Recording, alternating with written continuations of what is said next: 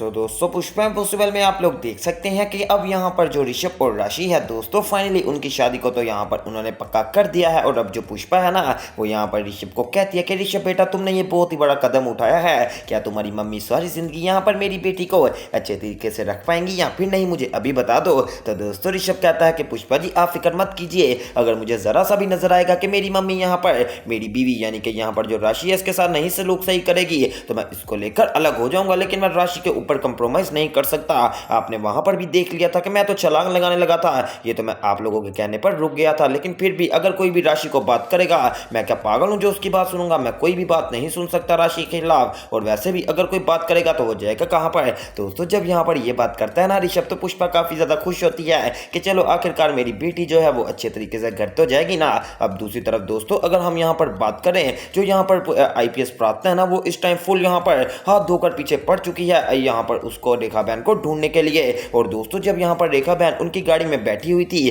तो रेखा बहन ने बहुत ज्यादा चालाकी लगाई थी और कहा था कि मेरे बच्चे घर मेरा वेट कर रहे हैं, आप मुझे यहीं पर उतार दीजिए और मैं यहाँ से चली जाऊंगी। लेकिन दोस्तों जब यहाँ पर आईपीएस प्रार्थना ने रेखा बहन को वहीं पर उतारा था कि इतनी देर में पीछे से एक गाड़ी आती है जो कि यहाँ पर रेखा बहन को किडनैप करके लेकर चले जाने वाली है। अब बहुत सारे लोग सोच रहे थे कि लगता आईपीएस प्रार्थना ने रेखा बहन को पकड़ लिया है, लेकिन दोस्तों अभी नहीं, अभी दरअसल जहाँ पर जो कदामरी है ना उसने रेखा बहन को पकड़वा लिया है। और रेखा बहन को पकड़वा कर अब वो काफी ज्यादा खुश भी हो रही है और सोचती है कि मैं अब रेखा बहन को पकड़वा लिया, मैं इसको एक कमरे में बंद करके रखूंगी, इस तरह ना कभी मेरा नाम निकलेगा और ना ही रेखा बहन पकड़ी जाएगी। दोस्तों कदामरी की सोच तो बढ़िया है, लेकिन आपको पता है कि जब आप एक बंदे को पकड़ कर कैद ही कर लोगे तो क्या वो बंदा बिल्कुल खामोश रहेगा? कभी नहीं, वो कुछ ना कुछ यहाँ पर कोशिश जरूर करेगा कि वो वहां से भाग निकले। लेकिन दोस्तों अब जो आईपीएस प्रार्थना है ना वो भी पीछे पड़ी हुई है और वैसे भी अब जब यहाँ पर रेखा बहन का उसको पता चलता है तो उसको शक यहाँ पर कदामरी के ऊपर भी है कि हो ना हो कि कदामरी कहीं ना कहीं रेखा बहन के साथ मिली हुई है और ये हमें सच्चाई नहीं बता रही।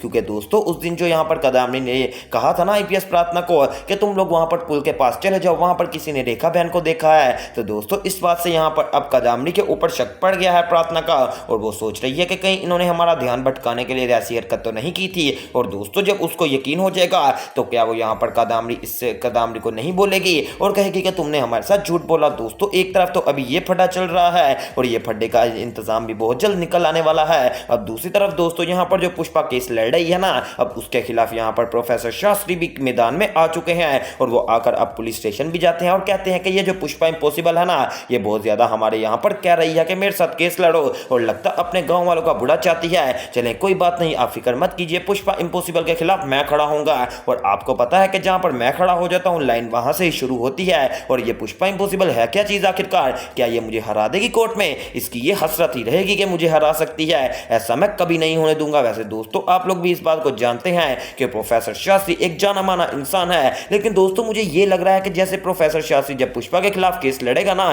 तो वो थोड़ा सा यहाँ पर काफी ज्यादा हैरान हो जाएगा कि आखिरकार ये पुष्पा इम्पॉसिबल कल की बच्ची है और ये मेरी स्टूडेंट है जो आज मेरे ही खिलाफ खड़ी हो गई है। तो दोस्तों वो यहाँ पर अब उसको गुस्सा आ सकता है। अब दूसरी तरफ दिखाया जाता है कि यहाँ पर दोस्तों जो प्रार्थना है वो दोबारा से कदामरी के घर में आ जाने वाली है और कदामरी से कहती है कदामरी मुझे बता कि तू रेखा बहन को जानती है या फिर नहीं। तो दोस्तों कदामरी कहती है कि क्या हुआ प्रार्थना, ऐसी कैसी बात कर रही हो, मैं रेखा बहन को नहीं जानती और ना ही मेरा उससे कोई ताल्लुक रहा है, बस वो तो मेरी यहाँ पर आई थी केयर करने के लिए। तो दोस्तों प्रार्थना कहती है कदामरी सोच ले, अगर कभी रेखा बहन पकड़ी गई और उसने तेरा नाम ले लिया ना फिर हम तुझे माफ नहीं करेंगे। दोस्तों अब यहाँ पर कदामरी काफी ज्यादा सोच में डूब जाने वाली है और जैसे ही आईपीएस प्रार्थना जाती है ना तो वो अपने बंदे को कॉल करती है और कहती है कि ये जो रेखा बहन है ना इसके ऊपर सख्त से सख्त नजर रखो, क्योंकि अगर ये पकड़ी गई तो मैं तो साथ ही पकड़ी जाऊंगी और ना मैं कोई लेने में हूं, बल्कि ये है मुझे डर के ये कहीं मेरी बच्ची के बारे में किसी को सच ना बता दे, इसलिए तुम इसको पकड़ कर रखो और इसको जाने मत देना। अब दोस्तों यहाँ पर एक तरफ तो ये पंगा निकल चुका है और आप लोग भी इस बात को जानते हैं कि बहुत जल्द यहाँ पर कदामरी की सच्चाई और साथ ही साथ जो रेखा बहन है ना उसकी सच्चाई भी सबके सामने आ जाएगी।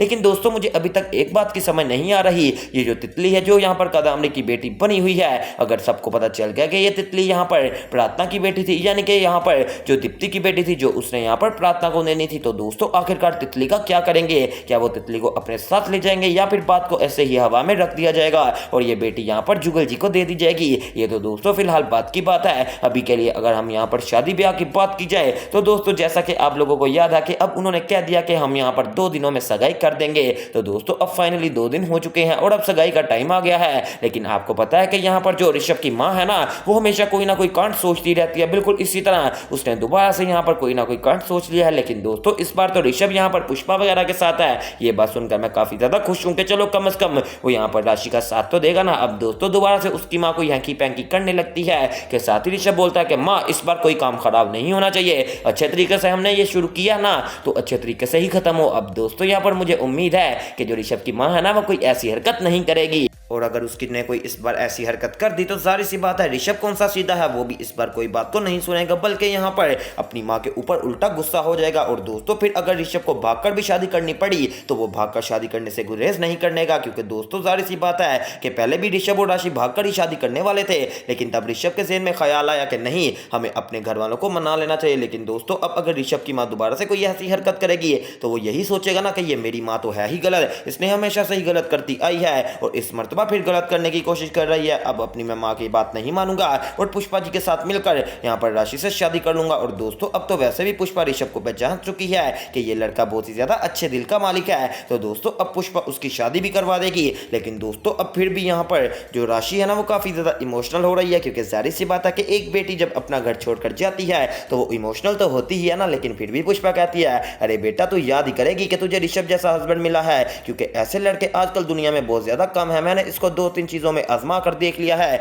ये बहुत ही ज्यादा अच्छे दिल का बंदा है, ये हमेशा यहाँ पर हर बात को डाइजेस्ट कर सकता है, लेकिन अगर कोई तेरे खिलाफ बात करेगा ये उस बात को डाइजेस्ट नहीं करेगा, और इसलिए तो मैंने तेरा रिश्ता यहाँ पर इसको दे दिया है बगैर सोचे समझे। तो दोस्तों राशि कहती है कि मॉम हमारी आपस में बहुत ही अच्छी अंडरस्टैंडिंग है, लेकिन कम से कम माता पिता को भी तो ये बात समझनी चाहिए, जो ऋषभ की माँ है वो तो ये चाहती ही नहीं है कि मैं उनके साथ रहूं। तो दोस्तों ऋषभ कहता है कोई बात नहीं राशि, अगर वो यहाँ पर मैं तुझे घर लेकर जाऊंगा, अगर वो फिर भी नहीं चाहेंगे कि तू उनके साथ रहे तो कोई बात नहीं, हम अलहदा हो जाएंगे, मेरे पास अलहदा में 2-3 फार्म हाउस है और वो भी यहाँ पर अपने, मैं तुझे लेकर वहाँ पर शिफ्ट हो जाऊंगा। इस तरह पुष्पा इम्पॉसिबल भी जब दिल चाहे वहाँ पर आ सकती हैं और फिर यहाँ पर कोई बात भी नहीं होगी। लो दोस्तों ये तो वो हिसाब हो गया ना कि लड़के को पूरा अपने हाथों में कर लेना। हालांकि पुष्पा इम्पॉसिबल ऐसी है तो नहीं, लेकिन फिलहाल अभी यहाँ पर मैं किसी की साइड नहीं लूंगा। लेकिन जो ऋषभ की माँ है ना वो बहुत ही ज्यादा चालाक औरत है, वो तो मुझे कादामरी की सगी बहन सी लगती है, जैसे वो यहाँ पर एक दूसरे के खिलाफ चालाकियां चलती है। दोस्तों हो ना हो कि कहीं यहाँ पर कादामरी के साथ अगर ऋषभ की माँ का कनेक्शन हो